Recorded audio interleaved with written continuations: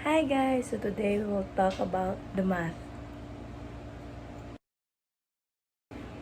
And the member of this group is Jericho Albano, Criswell Gonzalez, Aurelia Gumisong,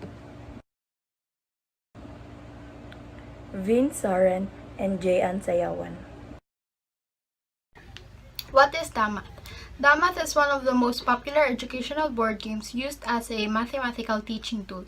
The name comes from the word dama, Filipino word for checkers, and math.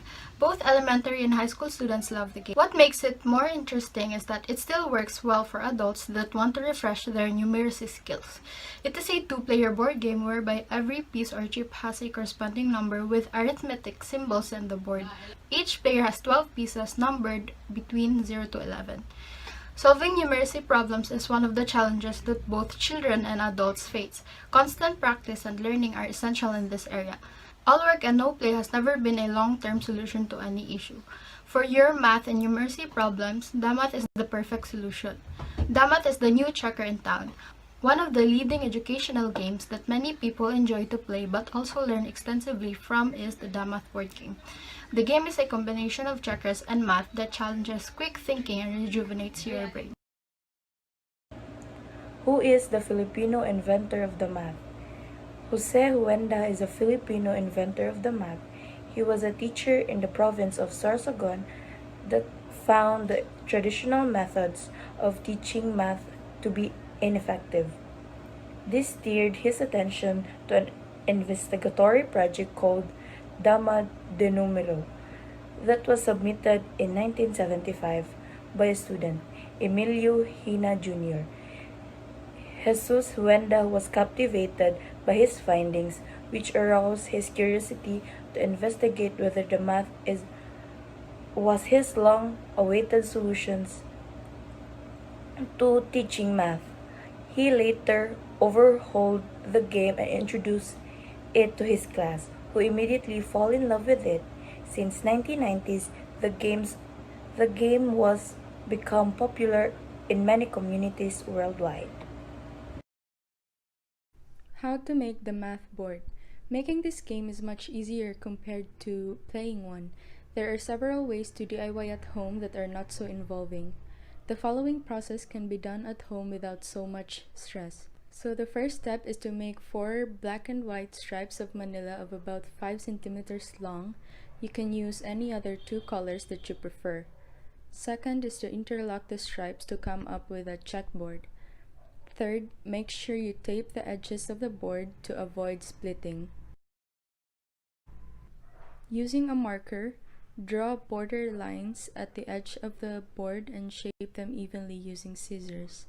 Next, number every checked box at the border on all sides of the board from 0 to 7. Use an image of the math board to indicate the respective mathematical signs. Lastly, with a homemade game, your family and friends can have fun and learn at the same time. Moving on, these are the following instances that leads to a game over. The first one will be if the 20-minute gameplay lapses. Next instance is when the player resigns. Third instance is when a player has no more pieces. Next is when there are repetitive moves. And lastly, when the opponent's last piece is corner. Next, the final score is determined by adding all the values of the remaining pieces against the score obtained from capturing the opponent's pieces. Finally, the one with the highest score on the Damath score sheet will win. Moving on, these are the following instances that leads to a game over. The first one will be if the 20-minute gameplay lapses. Next instance is when the player resigns. Third instance is when a player has no more pieces. Next is when there are repetitive moves. And lastly, when the opponent's last piece is corner. Next, the final score is determined by adding all the values of the remaining pieces against the score obtained from capturing the opponent's pieces. Finally, the one with the highest score on the Damath score sheet will win.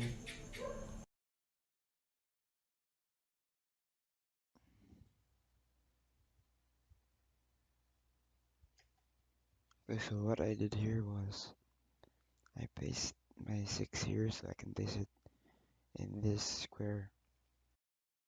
So if I place it in this square, I can force a lose-lose. Or, yeah, kinda a lose-lose situation. So if I place it here, the blue has to eat my 6. And he has two choices, so he can eat this way or this way. If he eats this way, 6 divided by 6 gives him 1 point. And if he eats this way, it's 1 minus 6, as you can see. 1 minus 6, which gives him negative 5. So he took 6 divided by 6, which gave him 1 point. Now I can just eat the 6 with my 9. So 9 minus 6 gives me positive 3. Then he was forced, at the same time he was forced to eat my 9 with this one. So 1 minus 9, which puts him in the negative. So in that exchange, I was the winner. So he gave me this easy 3 times 4, so 12 points. Now I'm at 15. So at this point, I just decided to move one of my pieces forward. There. Now he gave me a 1 plus 9, 10 points.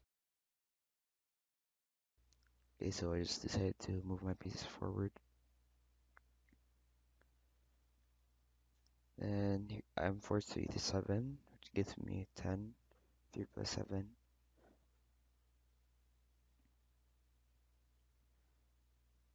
Then he ate my 3. Let's see that again. Then he ate my 3. So 10 plus 3. Gave him 13 points. That puts him in the positive. So he's now 6 points.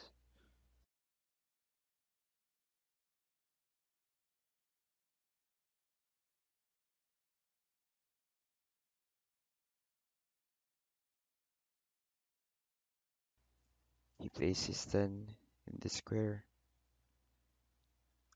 So that means in the next move he can eat my 11. So 10 plus 11. So I decided to block that square with my 8 so he can't eat the 11. Also in this part he just gave me a 1 plus 3. That gives me a 33 point lead. Place my 10 there. Just decided to move my piece forward to take more of his space.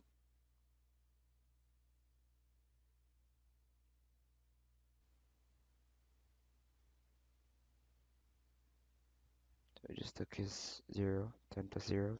It gave me 10 points. So I moved his 2. So I can just eat it with my 1. 1 times 2 gave me 2 points. And I got to their end of the board. Place 5 there. So I can just eat it with my 1, which I'll do in a moment.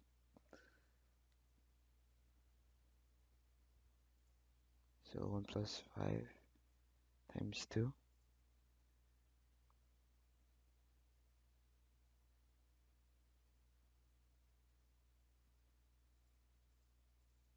Oh, sorry. And now he's just giving me the game, so there, that gives me the game. So in total, I got 120 points, while he only has 16 points. So that sums up our presentation today. We hope that you understand how the game works, and thank you for listening.